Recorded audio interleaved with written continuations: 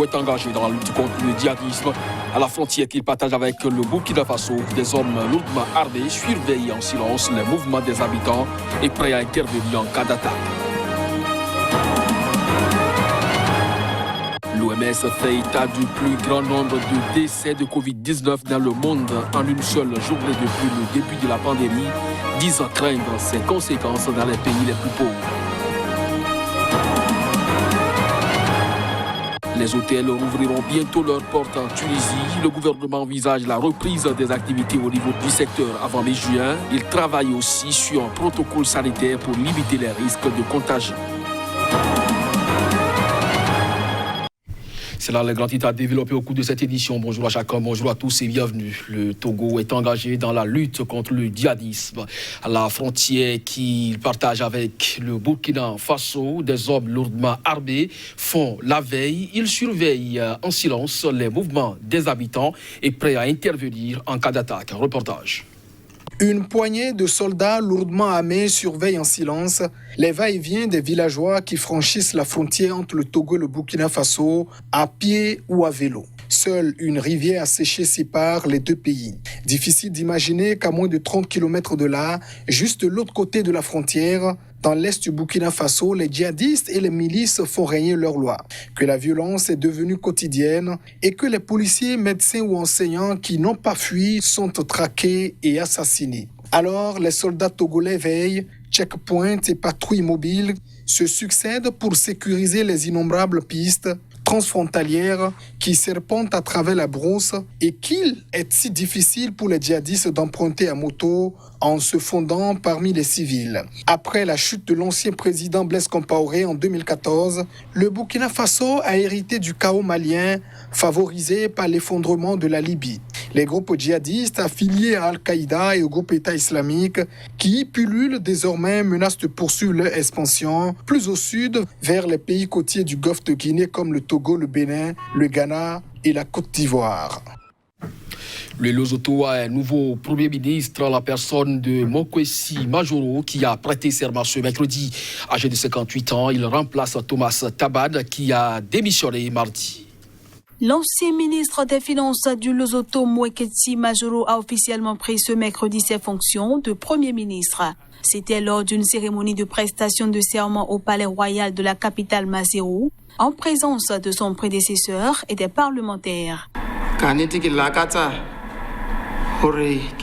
Je voudrais remercier Dieu de m'avoir donné l'opportunité d'être le successeur de M. Tabane et de diriger le gouvernement de Sa Majesté. À vous, Votre Majesté, je voudrais vous remercier d'avoir eu confiance en moi pour diriger votre gouvernement au milieu de tant de défis, mais je vous promets que mes collègues et moi serons en mesure de restaurer la confiance de la nation dans les 2 années à venir.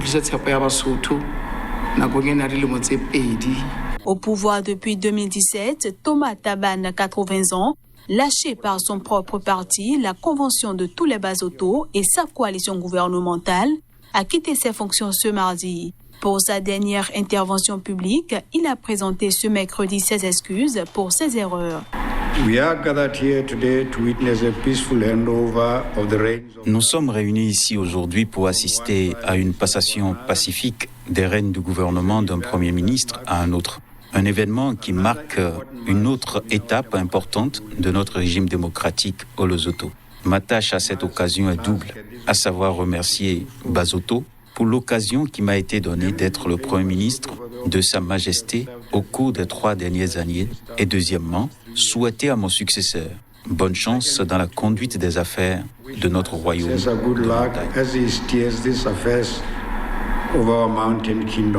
Désormais à la retraite, Thomas Tabane reste sous la menace de la justice de son pays dans l'affaire du meurtre de sa première femme. Sa deuxième épouse, Maesaya Tabane, 43 ans, a déjà été inculpée dans ce dossier. Les hôtels rouvriront bientôt leurs portes en Tunisie. Le gouvernement envisage la reprise des activités au niveau de ce secteur avant mi-juin. Il travaille également à la mise en place d'un protocole sanitaire pour limiter le risque de contagion de la maladie. C'est probablement à la mi-juin que les hôtels rouvriront leurs portes en Tunisie. C'est ce qu'a annoncé ce mercredi le ministre du Tourisme, Mohamed Ali Toumi. Il a également précisé qu'une ligne de crédit de 500 millions de dollars à taux bonifié afin de soutenir le tourisme, secteur clé de l'économie, sera donc mise en place, ce qui représente 8 à 14% du PIB et 400 000 emplois. Ces prêts seront réservés aux entreprises qui ne sont pas déjà surendettées et continuent à payer leur personnel. Bien que la Tunisie n'ait enregistré que 47 morts du coronavirus et 1044 malades identifiés depuis début mars, la crise sanitaire va entraîner un manque à gagner de 6 milliards de dinars, soit 2 milliards d'euros, a indiqué le ministre du Tourisme. Après un début de saison en hausse, le tourisme a été brutalement arrêté par le confinement mis en place en Europe comme en Tunisie dès la mi-mars et la suspension des vols commerciaux qui devraient se poursuivre jusqu'à l'automne. Le pays tablait avant la crise sur des rentrées de 7 milliards de dinars, a précisé le chef du secteur. Il a indiqué espérer que les hôtels pourraient rouvrir avant la dernière étape de la levée du confinement prévue le 14 juin, mais la décision, qui relève du comité de suivi du coronavirus, dépend de la situation épidémiologique. Un protocole sanitaire en cours de finalisation détaille comment les hôtels pourront fonctionner tout en respectant les mesures de prévention contre le coronavirus. Aucune date de réouverture des frontières n'a encore été évoquée.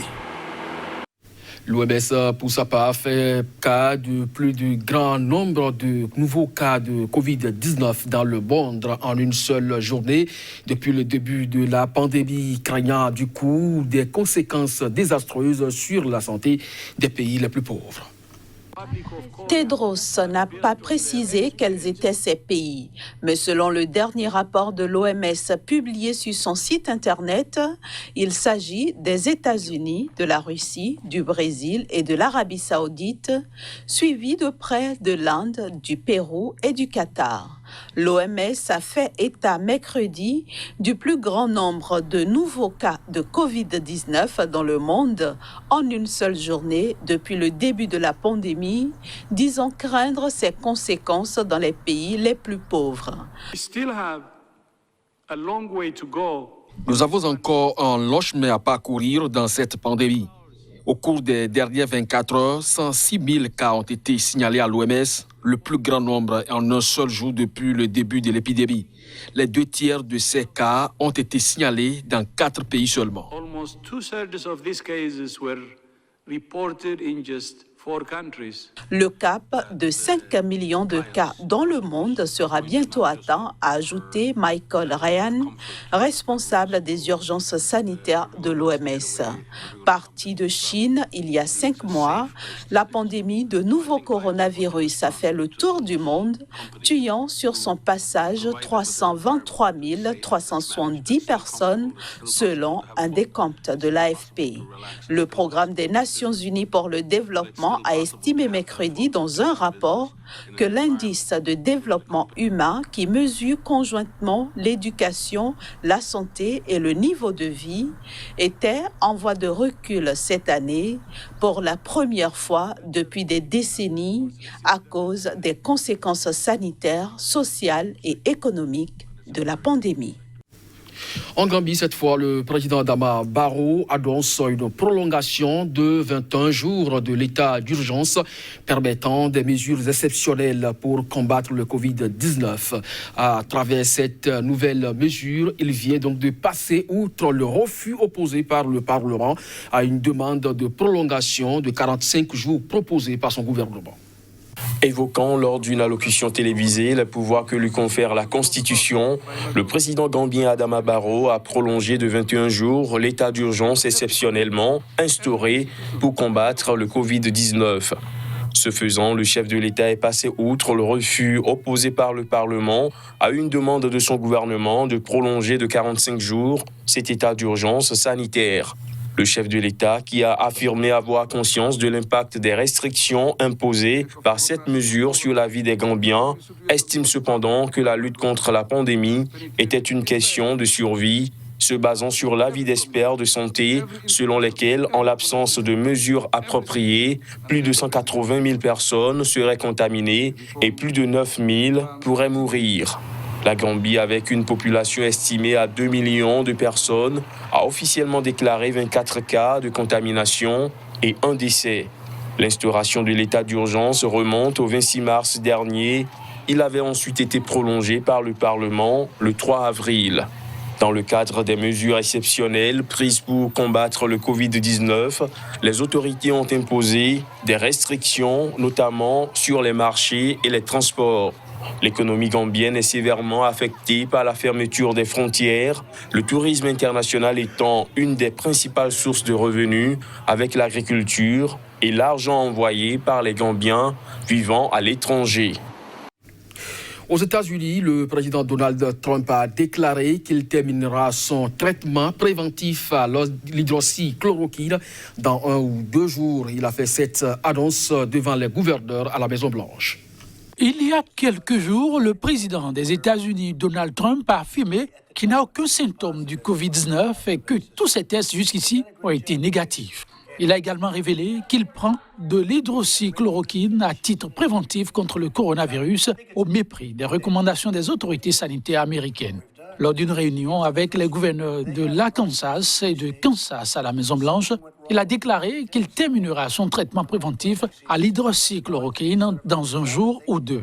L'hydroxychloroquine et la chloroquine sont utilisées depuis des années pour traiter le paludisme, certaines maladies auto-immunes comme le lupus et la polyarthrite rhumatoïde. Selon une étude publiée il y a 10 jours dans le New England Journal of Medicine, l'administration d'hydroxychloroquine n'a ni amélioré ni détérioré de manière significative l'état de patients gravement malades du coronavirus. Financée par les instituts de santé américains, l'étude d'observation a été conduite sur des malades du Covid-19 admis dans les services d'urgence des hôpitaux New York Presbyterian Hospital et Columbia University Haven Medical Center. Toutefois, l'Organisation mondiale de la santé a rappelé ce mercredi que la pandémie est loin d'être contenue avec 106 000 nouveaux cas dépistés en 24 heures à travers le monde, ce qui est un record à prendre au sérieux. Voilà qui referme cette édition. Merci à vous de nous avoir suivis. Très bonne journée en compagnie des programmes de SICA. À très bientôt.